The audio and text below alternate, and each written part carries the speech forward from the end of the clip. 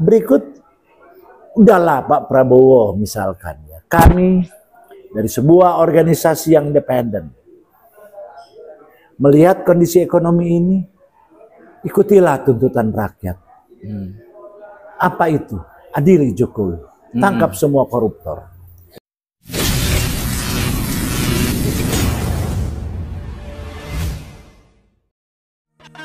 Bintang Mercy Indonesia atau BMI pada Sabtu, tanggal 22 Maret tahun 2025, menggelar buka bersama dan pemberian santunan kepada anak yatim piatu di Rumah Dewan Pembina BMI Hengki Luntungan di Kota Bogor, Jawa Barat.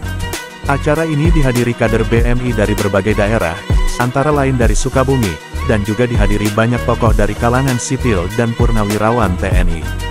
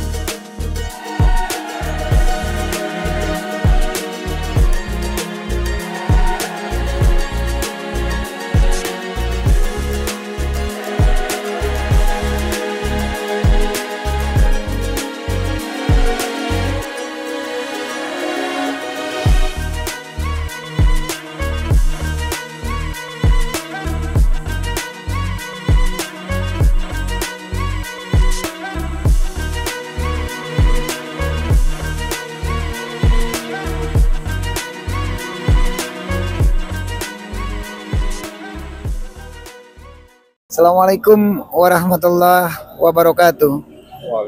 Selamat sore semua rekan-rekan di seluruh Indonesia. Saya Presidium dari Bintang Mercy Indonesia, dan di sebelah kiri saya ada Wasekjen dari Bintang Mercy Indonesia. Kebetulan kami ini acara rutin, Kang Wawan ya. Acara rutin tiap tahun kita mengadakan acara santunan anak yatim dan buka puasa bersama atau bukber. Begitu Bang. Jadi acara ini memang tiap tahun kita adakan secara rutin, mengundang sekian banyak anak yatim. Mungkin kalau kita lihat di belakang. Dan ini juga di belakang ini bahkan ke dalam masih banyak tamu sampai ke dalam-dalam. Di atas juga ada. Ini sebagian dari beberapa provinsi juga datang. Karena kita sama-sama ketahui Bintang Mercy Indonesia ini ada di beberapa provinsi seluruh Indonesia. 32 provinsi ya Kang Wawan ya. 32 provinsi ada semua. Nah, ini perwakilannya datang, tapi kali ini yang paling banyak memang dari Bogor dan Sukabumi Raya. Gitu. Paling banyak. Mereka menggunakan kendaraan bus, sewa bus dan kendaraan pribadi, diparkir di sebelah semua. Nah, acara ini memang mungkin yang paling meriah tahun ini ya Bang Wawan ya. Kalau kita lihat flashback sebelum-sebelumnya karena COVID kan. COVID terus kita cuman paling 100-an gitu. Kali ini luar biasa. Alhamdulillah banyak. Sebentar kita podcast dulu. Jadi kita hari ini kedatangan banyak tamu-tamu istimewa juga, ya kan, tokoh-tokoh nasional dan ada beberapa jenderal dan para kiai juga yang hadir di sini, ya. Perlu kita ketahui, kebetulan di sini di rumahnya bukan ketua sih, Dewan Pembina Bintang Mercy Indonesia. Ini baru kali pertama. Biasanya kita biasa di tempat hotel atau di tempat lain. Kali ini memang sangat istimewa sekali. Kebetulan di rumahnya Bang Hengki Luntungan, ya kan? Ini di Bogor, di Kota Bogor. Kita sama-sama sangat appreciate semua sama beliau ini, karena selain beliau Nasrani, tetapi luar biasa, sangat toleransi begitu tinggi sekali toleransinya. Dia mengundang, jadi disuruh undang kita anak yatim dengan begitu banyak, lalu semua dari tiap-tiap provinsi mengirim perwakilan. Gitu. Bang, ada berapa anak yatim yang diundang hari ini? Sebenarnya yang kita undang banyak, 500 ya saat itu targetnya ya. Tapi yang datang nggak sampai segitu. Karena kebetulan hari ini di Bogor banyak juga acara santunan yatim. Jadi berbarengan di Empang lalu di beberapa kecamatan di sini. Jadi kita kebagiannya kurang dari 100 ya Kang Wan ya hari ini. Tapi alhamdulillah gitu. Bintang Mercy BMI itu bintang Mercy Indonesia. Jadi pada saat Pilpres saat itu Anies, kita dukung Anies semua ya Kang Wawan ya. Jadi saat itu namanya masih BMP, Bintang Mercy Perubahan.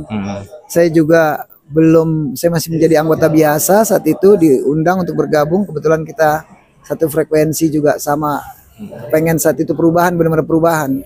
Nah, selesainya Pilpres, lalu petinggi-petinggi di BMI ini mengatakan ini harus dirubah namanya, jadi Bintang Mercy Indonesia, begitu. Nah, jadi seperti itu sebenarnya. Cuma memang di dalamnya tuh banyak sekali tokoh-tokoh yang mungkin kita sering udah kenal, ya. Bisa disebutkan Bang tokohnya? Ada Selain Pak Hengki ya. Selain Pak Hengki ya, ada siapa? Bang Sayuti ya.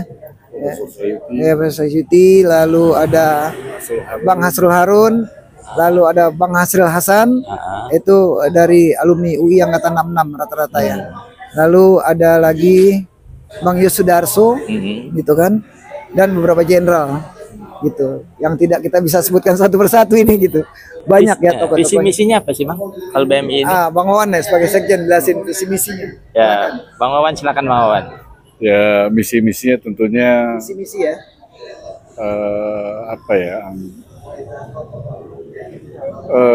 Mensejahterakan lah ya, mensejahterakan untuk rakyat Indonesia tentunya ya. Yang dimana saat ini memang BMI ini, Bintang Mercy Indonesia ini muncul, terbentuk ini memang ada suatu keinginan dari sekumpulan orang yang bergabung di Bintang Mercy Indonesia, ingin suatu perubahan terhadap bangsa ini. Nah, makanya di sini kita muncul. Pada saat itu kebetulan ya di Pilpres itu memang kita sebagai simpul dari Anies Baswedan ya. Karena kita memang melihat sosok Anies ini sebagai figur yang memang bisa merubah ya bangsa ini, harapan depannya seperti itu gitu. Ya dengan seperti itu akhirnya kita terus berjalan ya, insya Allah ke depan kita akan memperkuat ya, memperluas juga jaring-jaringan kita di masing-masing provinsi mungkin nanti ke depannya.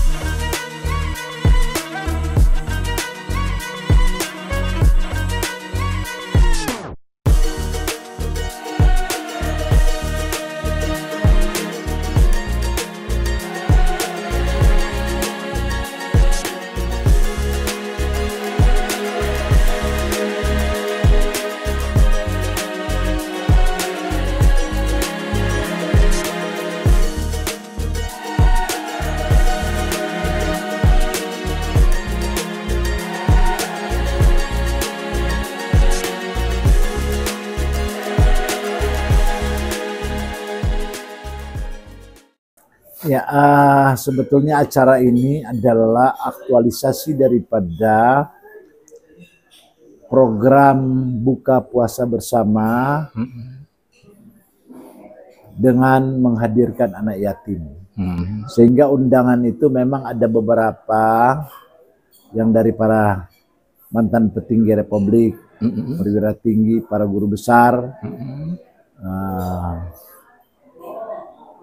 UI Watch, khususnya UI Watch. Ya, karena program ini dilaksanakan langsung oleh Bintang Mercy Indonesia. Ya, nah di sini ada hadir ketua presidiumnya, Pak Yus, Dr. Yus Sudarso. Kemudian ada ketua panitianya Dr. Vicky Balfas. Ya, saya alhamdulillah berterima kasih juga terhadap para jenderal dan para profesor yang hadir pada hari ini. Ada Jenderal Fahrul, Jenderal Jul, beberapa jenderal yang tidak dapat saya sebutkan satu persatu. Ada Profesor Azrul, ada Profesor Hasril, ada Profesor Bambang. Ya. Jadi ini merupakan aktualisasi daripada pelaksanaan ibadah puasa sebagai sesuatu kegiatan yang benar-benar sakral oleh saudara-saudara Muslim. Dan ini yang merupakan sebuah sikap toleransi, rasa kebersamaan tanpa memandang saya dari Kristen, teman-teman dari Muslim enggak. Sehingga tadi disampaikan Pak Fahrul. Bangga dengan Pahingki Luntungan sebagai orang Kristen yang merayakan buka puasa bersama dan bersama dengan para anak yatim. Sesungguhnya pelaksanaan acara ini terimplementasi itu atas kebersamaan teman-teman yang kita saling tunjang menunjang, yang kemudian acara ini boleh berjalan dengan toleransi yang kental. Kira-kira demikian. Pak, kalau nggak salah juga hadir BMI dari beberapa daerah ya Pak ya? Ya. Bisa disebutkan Pak, terus kenapa mengundang mereka juga jauh-jauh dari beberapa daerah untuk hadir Pak? Kebetulan ini acara yang skalanya nasional. Oh, siap. Jadi dari Jawa Barat ada, dari Sumatera ada, dari Sulawesi ada, dari Jawa Timur ada. Ya. Jadi beberapa daerah ini hadir dalam bentuk perwakilan. Ya, jadi tentunya tidak membatasi. Tapi ketika ini undangan diberikan, mereka ada rasa memiliki sense of belonging terhadap organisasi itu yang disebut Bintang Mercy Indonesia. Kira-kira demikian. Nah tadi juga hadir Jenderal Farul Razi itu sebagai Ketua Dewan Pembina. Gitu. Kira-kira demikian. Ya. Pak, bisa diceritakan sedikit biar masyarakat lebih mengenal tentang BMI Pak. Kapan sih didirikan, kemudian tujuannya apa, lalu visi misinya apa ya Pak? Ya. Bintang Mercy Indonesia ini didirikan 1 tahun yang lalu. Dalam persiapan menghadapi pemilihan umum. Sehingga kami itu masih bersifat independen, non-partisan. Sehingga menghimpun pada Bintang Mercy ini adalah kaum intelektual plus masyarakat bawah yang ingin memahami tentang kondisi politik, sosial, budaya, dan ekonomi di Republik ini. Ya. Sehingga terlahirlah sebuah ide yang disebut apa organisasi namanya? Bintang Mercy Indonesia.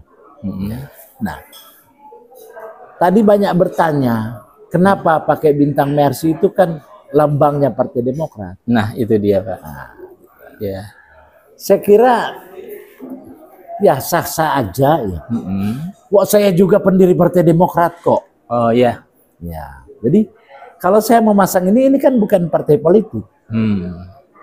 Ini kan sebuah komunitas yang disebut organisasi independen.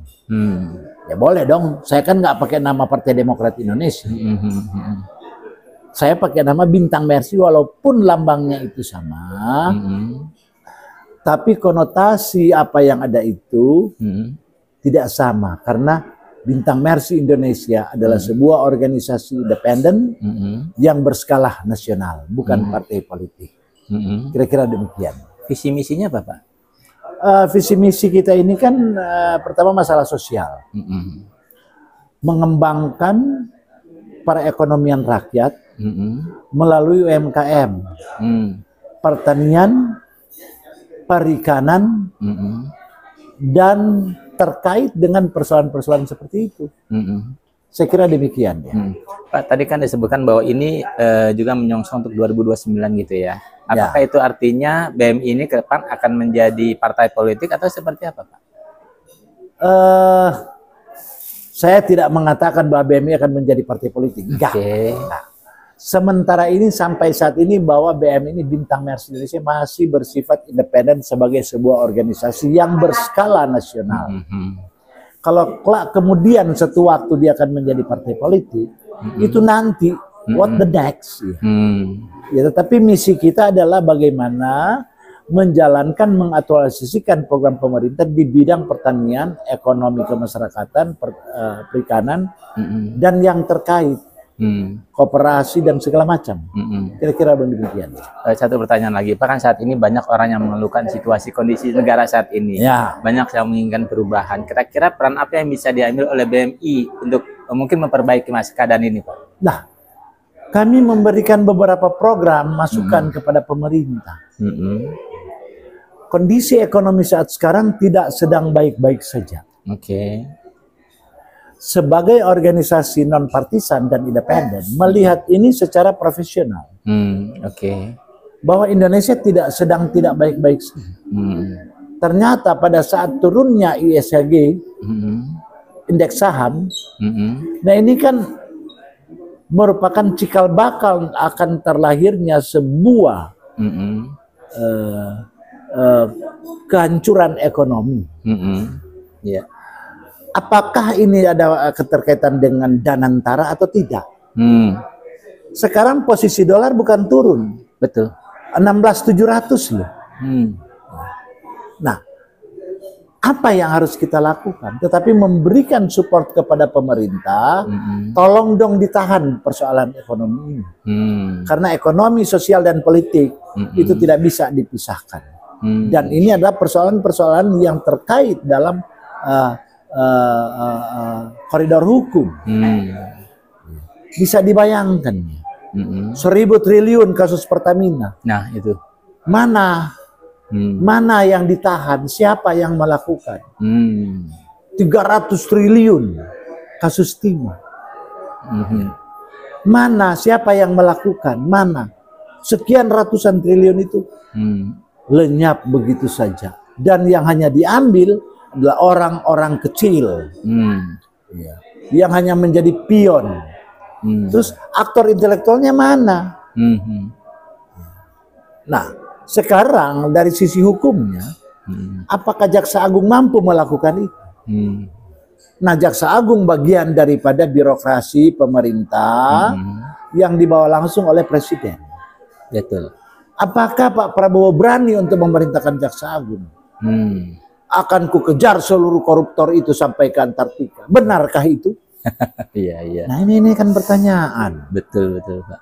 Di sisi lain ya, persoalan makan gratis, makan bergizi gratis. Berapa banyak sih yang melakukan itu? Sementara anak-anak kita diberikan makan dan orang tua diberikan PHK. Kenapa tidak memberikan kepada orang tua sebuah pekerjaan? Biarlah keluarga itu yang membiayai anak-anaknya untuk makan. Jadi jangan kita biayai satu, kita bunuh yang lain. Coba lihat. Amanah janji 19 juta angkatan kerja. Iya. Yang ada 29 juta yang PHK. Betul. Nah ini kan yang harus kita sikapi. Sehingga apa yang dipertanyakan tadi, apa sih sikap daripada BMI dalam gejolak politik dan sosial ekonomi saat ini? Nah kami menyampaikan saran kepada pemerintah, sekaligus kami membuka ruang untuk bagaimana masyarakat ini bergelut dalam dunia kemiskinan untuk menjadikan hidup mereka itu agak lebih baik. Dengan posisi Indonesia yang sedang tidak baik-baik saja. Iya. Kira-kira begitu. Iya. Berikut, saya bangga dengan apa yang dilakukan oleh Pak Deddy Mulyadi. Sekolah-sekolah itu kalau ada anak-anak yang tidak mampu membayar sekolah, silakan sampaikan kepada Gubernur Jawa Barat. Khusus Jawa Barat. Kenapa Presiden tidak menyampaikan itu? Ini persoalan dari sisi pendidikan aja, Pak. Ijazah ditahan karena tidak mampu bayar. Nah, dia bayar pakai apa sementara dia di PHK? Betul. Nah, ini persoalan-persoalan kenegaraan, persoalan nasional, sehingga kami menyampaikan ini kepada Bapak Presiden. Mohon satu, bebaskan anak-anak itu dalam sekolah, pembayaran sekolah. Kedua, hentikan makan gratis, tetapi buka lapangan kerja kepada orang tua sesuai dengan janji. Ketiga, tangkap semua koruptor. Jangan cuma nomor-nomor. Keempat, bukalah kehidupan ini dengan sistem ekonomi yang normatif. Gitu. Jadi, kenapa saya katakan normatif? Karena kondisi saat sekarang kan tidak normatif. Betul. Iya. Coba dilihat. Gap antara si kaya dan si miskin. Betul. Terlalu jauh. Betul. Yang kaya makin kaya, yang miskin makin miskin. Kita melarang pinjol, pinjaman online. Tapi hanya situ mereka bisa melakukan pinjaman yang cepat. Betul. Pada akhirnya orang gantung diri karena tidak mampu membayar. Siapa yang tanggung jawab? Bukankah seperti kata Pak Mahfud, kalau seluruh kekayaan negara ini dikelola dengan benar, 20 juta per bulan untuk satu keluarga di Republik ini. Ya, kita bisa bayangin aja 1.000 triliun plus 300 triliun plus 100 triliun dari mana-mana. Betul. Nah, ini sebenarnya bisa membenahi sistem perekonomian. Berikut, udahlah Pak Prabowo misalkan ya, kami dari sebuah organisasi yang independen melihat kondisi ekonomi ini, ikutilah tuntutan rakyat. Apa itu? Adili Jokowi, tangkap semua koruptor. Ya. Itu kan persoalan. Betul. Jadi jangan kita memblaf undang-undang penyitaan aset negara. Betul. Sementara kita memperkuat rancangan undang-undang militer. Betul. What can we must do? Betul. Lalu Indonesia mau dikemanakan? Ibu Pertiwi sedang sakit. Saya kira begitu aja. Ibu Pertiwi sedang sakit. Dan jika Pak Prabowo dalam 100 hari kedua dan 100 hari ketiga tidak bisa menyelesaikan ini, jangan salahkan rakyat. Jika terjadi apa yang disebut people power. Lihat Yunani, lihat Filipina. Betul. Tidak hendak saya mengatakan nah ini sebuah ancaman. Enggak, peringatan. Warning. Jika ini akan berkelanjutan, apa yang terjadi 98 akan terjadi saat ini dan lebih parah lagi. Iya. Kira-kira demikian. Iya. Terima kasih, Pak. Terima kasih. Iya. Sama-sama. Billahi taufiq wal hidayah. Assalamualaikum warahmatullahi wabarakatuh. Waalaikumsalam. Shalom, salam sejahtera. Iya.